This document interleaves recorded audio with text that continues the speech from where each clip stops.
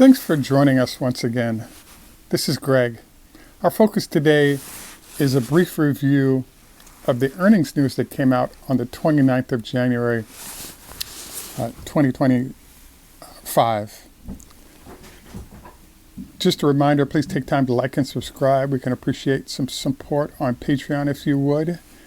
And let's jump into this information a bit.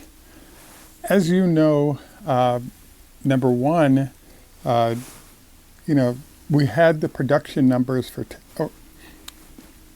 Let me address the fact that today my process is to sort of generally review the numbers that came out for Tesla's earnings and then move on to our assessment of sort of, well, what do those numbers mean for the company and the stock going forward? So the first thing I wanted to review is, yes, we already knew that revenue would be down and profits would be down for the year based on the numbers we already saw. So that part of the discussion I thought was pretty much a done deal for now.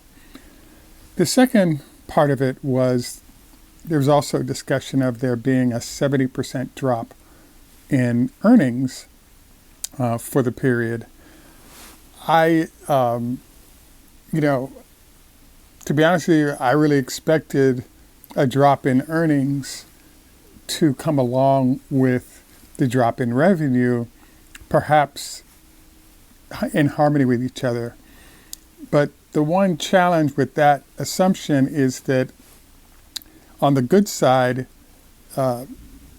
Tesla has a new thing that the market's focused on, which is its average cost per vehicle is about $33,000. That's down from $36,000 a year ago. So the trend towards this lower priced vehicles or cost of vehicles lends itself to Tesla starting to introduce vehicles that drop into sort of a lower price realm. In particular, one would assume that sort of a stripped down Model 3 is now someplace in the early to mid 20,000s, and in theory could hit the streets at about $30,000 per vehicle. And if that's the case, we expect a lot of them to sell. The one obviously nightmare is the problem that you potentially have those cheaper vehicles cannibalizing sales of vehicles that are higher priced for the company. But nonetheless, the big discussion right now in the auto industry is that because of everything involved, the average cost of a vehicle is about $1,000 a month. If you multiply that times 12, that's about $12,000 per year per vehicle owner. And what started to happen is people are saying, why do I want to buy a car when it's consuming that much of my budget? And I really need to spend that budget on housing, either renting or buying property instead. So I expect to see the trend towards more difficult sales, the higher the price of the vehicles, to be the norm going forward. And if Tesla can deliver that low price vehicle, we end up seeing a lot of potential in that. And so I'll cover this further at the back end of our discussion. The other parts that I wanted to review today are obviously, now that the numbers are out, instead of the stock price dropping, it's actually rising. And I thought it was funny because one of my show advisors is a kind of an MIT PhD, and he was like, I wouldn't even consider touching Tesla stock because it's a cult stock. You know not where and why the stock is going to move. It just moves more like a cult than it does a stock. And after seeing a decline in revenue, a decline in profits, and the stock price rise on analyst upgrades, you have to say that the company is defying gravity currently. So congratulations on that ability to defy gravity. The discussion that's happening now also is the fact that Elon also announced that in Austin and perhaps one other city, Tesla's going to start offering vehicles without drivers, I guess, that you can order up like taxis, etc. And that brings us to the next part of our discussion is, yes, the numbers came in light, but what is it that's driving the stock now? And it's part two of the discussion that we always have anytime we see earnings. Part A is, what were the numbers? What did they look like? Were they good or bad, up or down, etc.?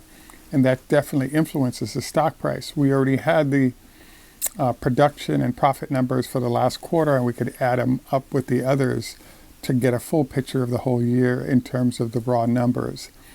The next part of the narrative was, what was Elon going to say, and how would what he says influence what's going to happen going forward? So the answer right now seems to be that, at least on the hedge fund side, and expectedly after a few days from the large institution side, there's been a constant drumbeat of analysts supporting the initiatives that Tesla has on the books going into the middle part of the year. If those expectations aren't realized in terms of real products arriving, etc., that could be a problem. But for now, it looks like the ability of the analysts to provide a narrative that suggests that Tesla will do well based on multiple initiatives, autonomous driving, cheaper vehicles, etc., suggests that the company is in good shape and going forward will be in better shape. So my reaction to this is, it really sounds good. I'm hopeful that all that comes together and both the stock and the company stay sort of in a high watermark and continue to do well. I'd have to argue that I'm a little bit confused. And the reason I'm confused is that I could see, yes, revenues weren't down that much. I could also see the fact that we're seeing better profit margins on vehicles because costs are dropping. So I could definitely totally see that. The one thing I'm confused about is the status of autonomous driving and what the implications of that are. As you may recall, we've said it numerous times, there have been a number of accidents related to folks using autonomous driving, and many people have died. What's typically happened is, every time one of those cases is supposed to go to court, just before court begins, there's usually a settlement. And so the reason I'm confused is that if those settlements are the norm, should the company push harder to put more people out there using that technology? And the answer is, I don't know. We're going to find out based on the ability of those vehicles hitting the streets and whether or not they can handle being on the streets. We're going to find that out, and then how they perform is going to determine how the stock and company perform going forward from there. The other reason I'm confused is a question called why. Now, right now, Tesla has theoretically the possibility to put 5,000 or 10,000 robots in its factories across the country, across the globe, and allow those robots to take over functions that humans were doing previously. You not only lower costs by doing so, but you also show a use case to other manufacturers having difficulty finding people. What about that fruit that's not being picked right now? So as a result of this, that's one example of my confusion. That potential, I think, is huge. Number two, what about the semi? Elon has a very structured plan for how he's going to do things. He does not want to move production over to the semi at one of the other factories for a week or two, and then switch back and start producing the Cybertruck or other vehicles again. He prefers to just build a brand new factory.